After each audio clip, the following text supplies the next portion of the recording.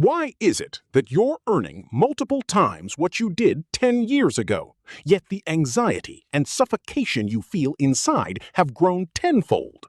Don't rush to deny it. Look at your packed calendar. Look at your bank statements from the last 90 days. Look at how fast your mornings vanish into your afternoons. We've been bought into a carefully designed lie that constant motion means progress, that a jam-packed schedule means a meaningful life. But the truth is, you think you're running toward freedom when you're actually just optimizing your own cage. No fluff in this video, no cheap comfort. Today, we're using cold, hard math to tear down the modern middle-class financial trap. The entire middle class operates on a catastrophic calculation error. They confuse a high-maintenance lifestyle with true autonomy. Society trains you to view freedom as a menu of consumer choices. You think you have freedom because you have purchasing power. You have the freedom to choose which suburb to live in, which luxury SUV to finance, or where to spend your 14 days of annual paid vacation. But analyze the underlying structure of those choices. This is not freedom. This is consumption. You do not own these choices. These choices fundamentally own you. You chose the house, but the property taxes and the 30-year mortgage dictate exactly how much of your future time you must forcibly sell to the labor market. You chose the car, but the depreciation and the monthly payments dictate your daily risk tolerance. Listen to the vocabulary of the modern professional. They say, "I am slammed."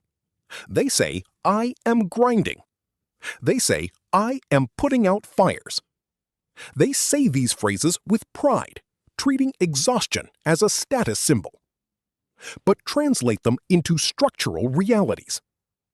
"I am slammed" translates to, "I have entirely lost control of my time allocation."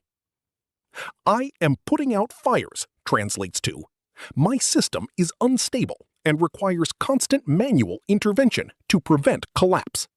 The primary misconception is treating busy as an asset. Busy is not an asset. Busy is a massive liability. If your life structure requires you to be in relentless motion just to maintain the status quo, you have not built a successful system.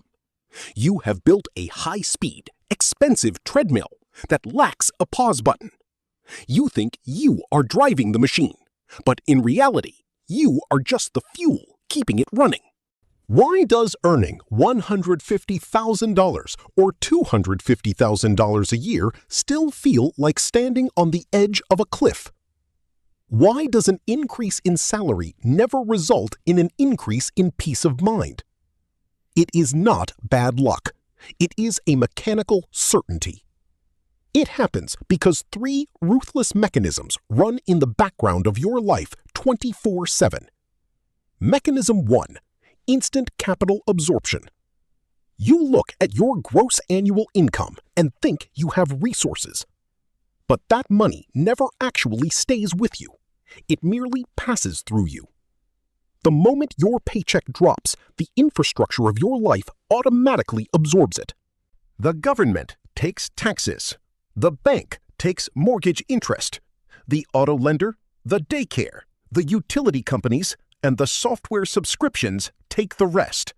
Your money has a predetermined destination before you even wake up. You are not accumulating capital. You are acting as a transit hub.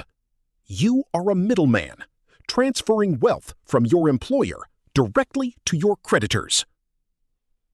Mechanism 2. Time fragmentation.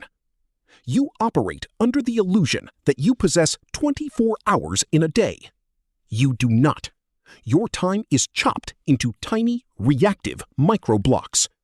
45 minutes commuting, 30 minutes on a mandatory Zoom call, 15 minutes answering Slack messages, 10 minutes paying an unexpected bill. When your daily time is fragmented, Deep strategic thinking becomes mathematically impossible. Without strategy, you cannot design an exit route. You can only react to the next notification. You are downgraded from the architect of your own life to a full-time customer service agent for your own existence. Mechanism 3. The margin compression. This is why promotions do not save you. Every time your active income increases, you instinctively expand your baseline of survival. You get a raise, you buy a slightly bigger house. You get a bonus, you upgrade the vehicle. Your total income goes up, but your expenses rise in exact proportion. Therefore, your margin, the financial distance between you and total ruin, remains exactly the same. You merely upgraded the size of your operation. A heavier system requires significantly more fuel to keep moving, which means you now have to work twice as hard just to avoid losing the new things you bought. Your success became the very chain that binds you to the desk. To understand exactly how these mechanisms operate, let us conduct a structural audit of two common blueprints. Case Study 1. The Corporate Executive System. Look at David. He is 42 years old, a director of operations earning $180,000 a year. He lives in a highly desirable school district. To the outside world, David has won the American dream. But analyze the mechanics. His alarm rings at 5:45 a.m. He spends 90 minutes every day sitting in traffic. His workday is a continuous chain of manufactured urgency, managing the anxiety of subordinates and absorbing the pressure of superiors. He returns home at 7:30 p.m. with his physical battery at zero. Now, look at his structural vulnerability. If David gets terminated on a Tuesday morning, his entire financial system begins to fracture within 14 days. He has no liquid assets that generate cash flow. He only has high-interest liabilities disguised as assets. The mortgage still demands payment. The car loan does not care that he was laid off. David's high income did not buy him an ounce of freedom. It bought him a larger, much more expensive cage. His entire infrastructure relies on one single point of failure: his bi-weekly W-2 paycheck. He cannot pause. He is a high-paid hostage to his own overhead. Case Study 2. The Self-Employment System. Now, look at Sarah. She is 39 and quit her corporate job to start a boutique marketing agency. She proudly tells people, "I am my own boss." But strip away the entrepreneurial romance. Sarah works 75 hours a week. She is the lead salesperson, the copywriter, and the chief financial officer. Her phone never stops buzzing. If Sarah gets a severe flu, her revenue pipeline instantly freezes. If she takes a 2-week vacation, clients threaten to cancel their retainers. Sarah does not have one boss. She has 20 bosses, called clients.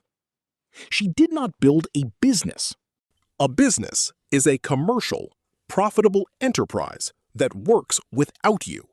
Sarah built a job, and she gave herself infinite liability and zero paid time off. She is the single load-bearing pillar of her entire operation. If she stops lifting, the roof immediately caves in on her head. Her busyness is not entrepreneurship. It is an operational bottleneck. Both David and Sarah share the exact same structural defect. Their survival requires their continuous, uninterrupted physical and cognitive labor. They are both running on the treadmill, but neither of them knows how to step off. Look objectively at your life right now. Do the math on your own existence. What is your daily effort actually producing? Are you building leverage, or are you just actively funding your own exhaustion?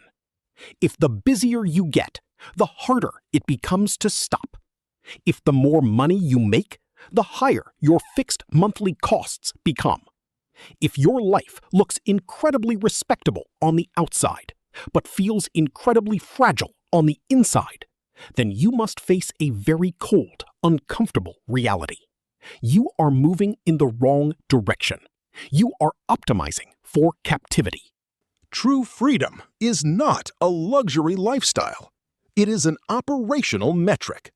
Freedom is defined by a low break-even point.